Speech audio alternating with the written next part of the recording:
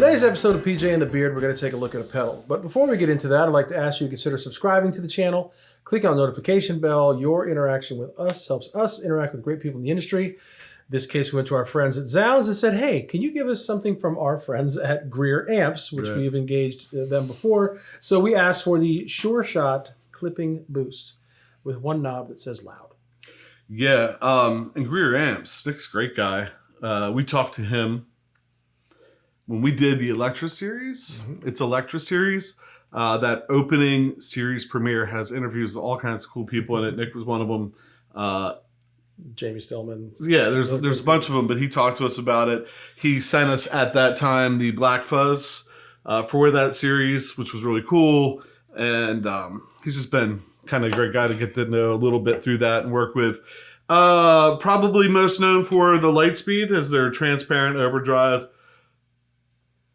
You know, if you want to have like a little collection of some of the best overdrives out there, if you don't have the Lightspeed in it, you're missing one. And then the Tomahawk we have here too, which is like a tweed style. Yeah, so great pedal, all great. We're fans. So why are we doing this video? Because we're fans of Greer Amps, and I saw that they had this on the website for zZounds. I'm like, there's a Greer pedal I haven't tried. Send it over. I don't even think I asked you about that one. It's just like, that's why I had to ask you tonight. Like, wait, where did that come from again? Yeah, let's just do it.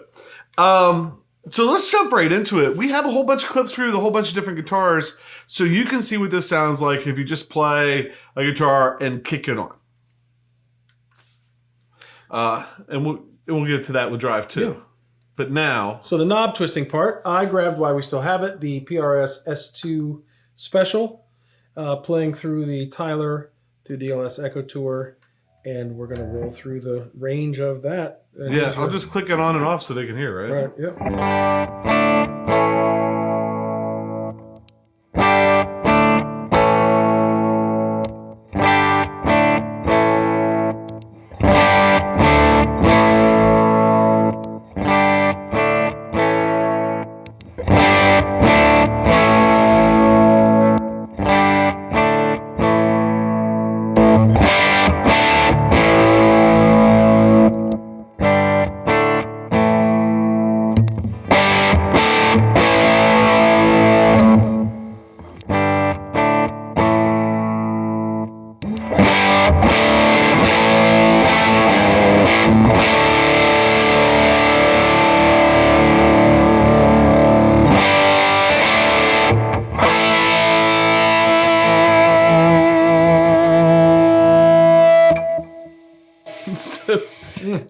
So loud definitely gets louder, right? Loud just gets louder. So that's that. The one thing, you might want to pull that cable. It's pretty transparent. It's pretty, like, I shouldn't say transparent. It's not transparent. It adds something to it. Right. But I don't feel like you lose the sound of your guitar. Right. Does that make sense? Yeah. It's very harmonic, rich in harmonics, and it doesn't get all weird and you lose all your articulation. You hear each string. Like it's cool. It pushes everything. One thing I wanted to talk about with this, and this might sound a little strange, but I love pedals like this. Like clean boosts are cool, and clean boosts have their cases at places, and you can put them before drives, after drives, and do different things with a clean boost. But a boost like this, when it adds that little bit of sparkle to it, there's a thing that I really like about it. So being a volume knob player, being somebody who runs the amp hot, you know, where's my lead tone? And then all the way up, it's going to be pretty hot. So a lot of times my amp's hot, so I got to roll my volume back. But when you roll your volume back sometimes, depending on how far you go, I feel like you lose what you get from running an amp hot. Right. Does that make sense? Yeah. So like if I play this full volume,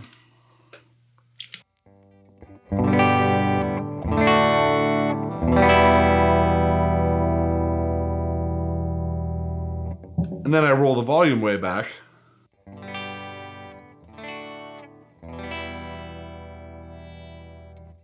I feel like you lose a little bit. The chime, yeah. Right. Sure, yeah. So you take a pedal like this, and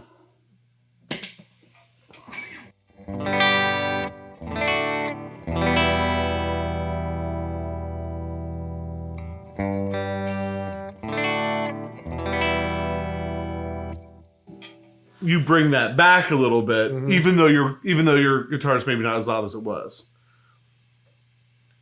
Yep. Does that make sense? Yeah. Turning down to boost, boosting to turn down. But then what's so cool about it, what I love about it, is now under my guitar, like under my fingers, I have everything from that kind of low volume chime, and then I can roll up. So if you're like in something that's going to build, like a tune that's going to build, each time you start to roll it up. Does it get louder? Yeah, but within context of what you're playing, I think. Right. Sure. If everyone else is building with you. Right. Yeah. And so to think about, I should have did it with it split. Play that one more time. Here's low with it split. Actually, we do it with it off and then click it back on.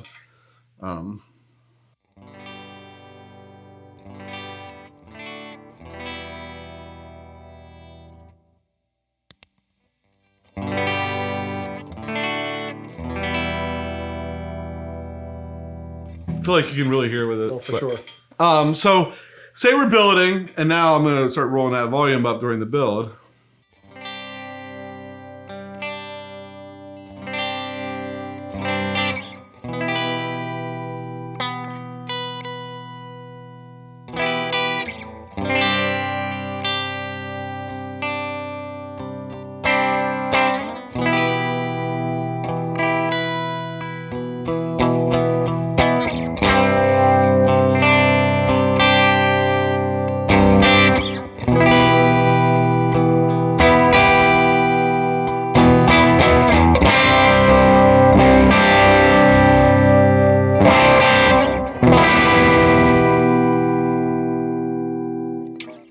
The idea, and then I could even kick it back to humbucker and get one last little like nudge over the top. We're calling it your extra Greer. Right.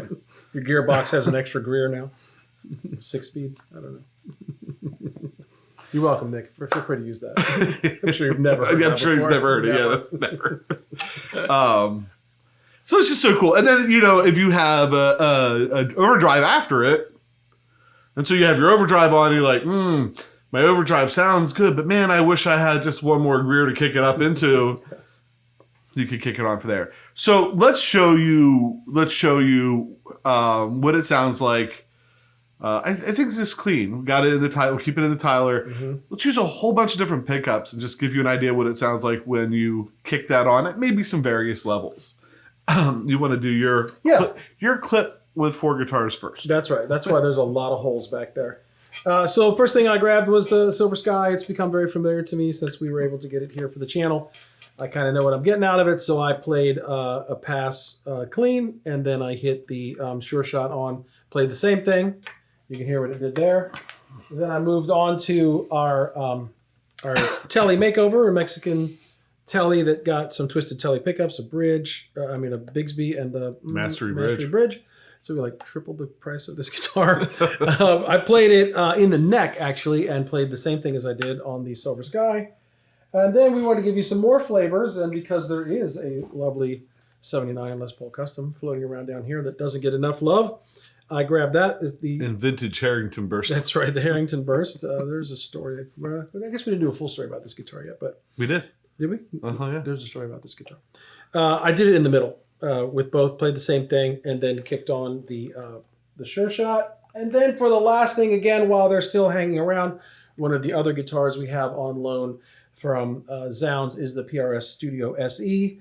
I love this the bridge pickup and the narrow field, so I did it in 2 and played exactly the same thing as I did on the other 3 guitars. Oh, never mind. He's right. And here it is.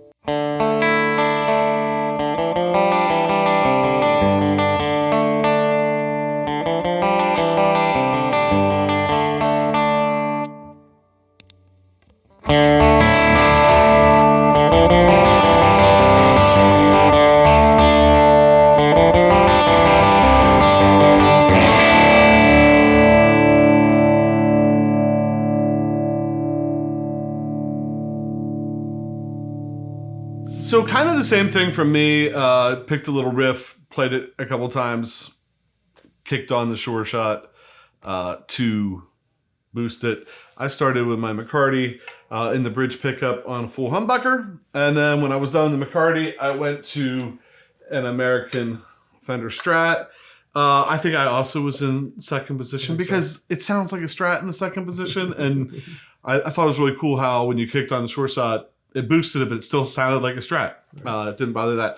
We were like, well, what else do we have sitting around that's kind of maybe a vintage that people would be interested in? Grab this Gibson ES 335.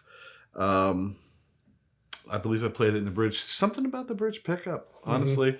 And then to get a different flavor, so we had single coils and some humbuckers, Gibson humbucker, PRS humbucker, and then our Gibson SG Junior with one P90 to round it out.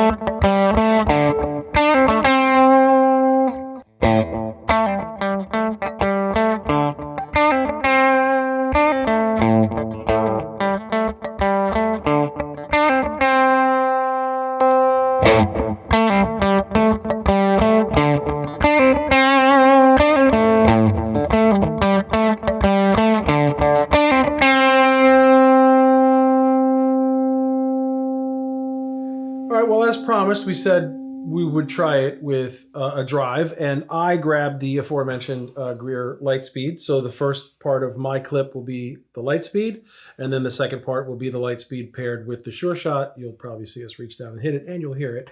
And I use the same 4 guitar arsenal guitars, the Silver Sky, the Telly, the Les Paul, and the PRS, and here it is.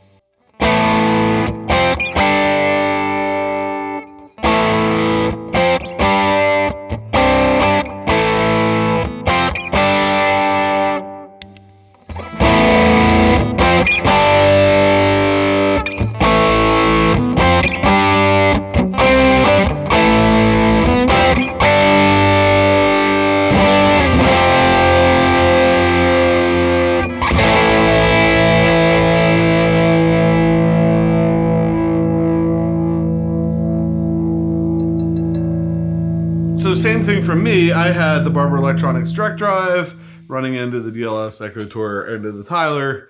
with my PRS. Well, started with my PRS McCartney. I didn't know what to play. And Pat was like, why don't you play the bumper? That's right. Which is odd because the bumper would have been the McCartney into a Barber Electronics Direct Drive into an analog, probably a Boss DM2 into a Fender clean amp. Yeah. So it probably should be pretty close to the original. And then, had the Sure Shot in front of that. So you'll hear me play through that clip once, turn on the Sure Shot, same 4 guitars. Pat listed them without a problem. Let's see, PRS, Fender 335, Gibson SG Junior.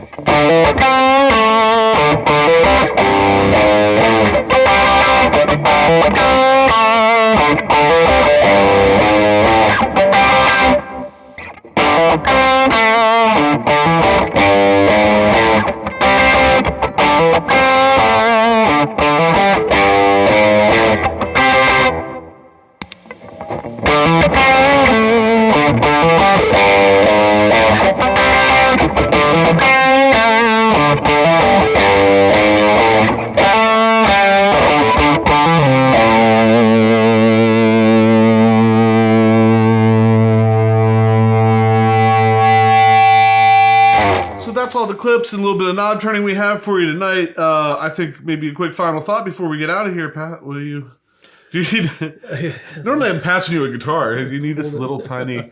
We didn't even mention that. I think this was one of the first small format. I think it was one of his first. I think he has another one or two now, but maybe it wasn't. I shouldn't have said that. What are your final thoughts? I liked it. There's a shock, right? I liked it, but I didn't know exactly what to expect. I am a self-proclaimed, not really a boost guy, but there are definitely times where I'm like, maybe if I had a boost here, depending which pedal board I'm using. If I don't have my 3 or 4 flavors of drive that I have on my main board, and I'm playing my small board, another Greer would be nice. Yeah. And then I was commenting to Jason off camera that I like that singing violin tone, kind of the Eric Johnson. I'm not saying I play like him, but I get that out of the PG-14. I get that out of the Dover Drive. And I feel like this has some of that in there. Like when I kicked that in with the Lightspeed, I didn't play a lot of single note stuff, but as I hit those chords really hard, I could hear the harmonic richness of this, and I could hear that breakup and that like it wanted to sing. So it's really interesting. I'd love to maybe play it in context. Like we didn't do a jam with each other with it or anything, but like throw it on the board on a Sunday or something and see where it fits. But I do like that it just, a lot of times I don't want to color something. I just want to make it louder. Yes. I liked what this did when it colored it, for lack of a better term. It was really harmonically rich. I keep coming back to that phrase. I think it was, but I enjoyed it. It was a nice little spin. Yeah, especially when you had it with the Lightspeed, because the Lightspeed already transparent overdrive, it's adding some stuff to it, but keeping the sound of your guitar, and then you throw this in front of it that just pushes that one step further. That was pretty cool. I liked what it did to the Barber. I've been looking for that extra Greer. That's right. For a while, and I liked how that worked. And there's a lot there. I mean, you really, when we rolled the volume and we went all the way to the top, which we didn't do in any of the clips. I mean, there's a lot there. And I think with the right settings, I could even see using it as just like for your lead tone. I would be cool with that. And you're not going to get stuck with paralysis by analysis. It's one knob. You're not going to be forever cocktailing. Like if you have another drive that has 3 or 4 knobs, this is just like, where is it that it fits? Right. It's not like 8 knobs now. I've had that there's a particular person I've had that conversation yes, with. Like there is. I won't mention him, but you know who you are. I like one knob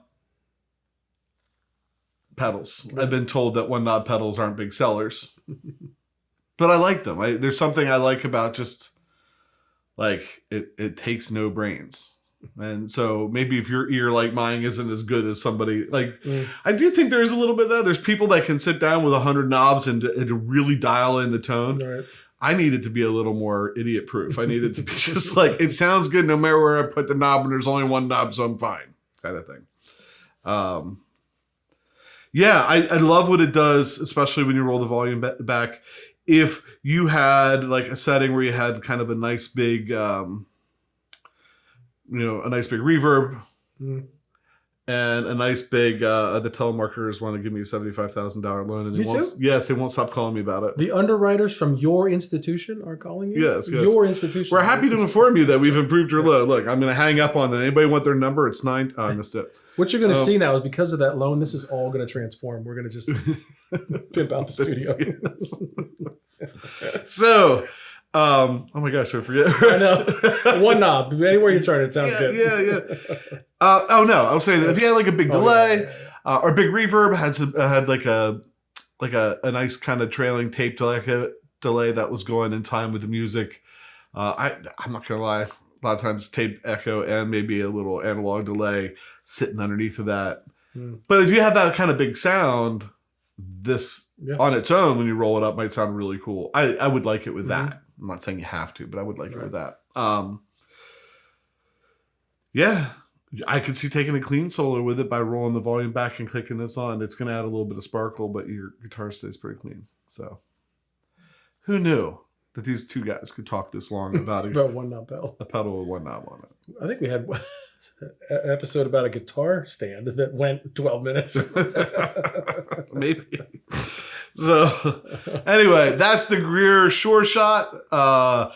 Thanks for tuning in to check that out. If if you click the subscribe button, hit the notification bell, leave a comment, any of that stuff, that's what helps us interact with people like zZounds, people like Greer, and get cool stuff in to share with you. And we really appreciate that. So I think, man, we better wrap this up with that. I'm PJ on behalf of the Beard, reminding you, no matter what you hear, you never have too much gear.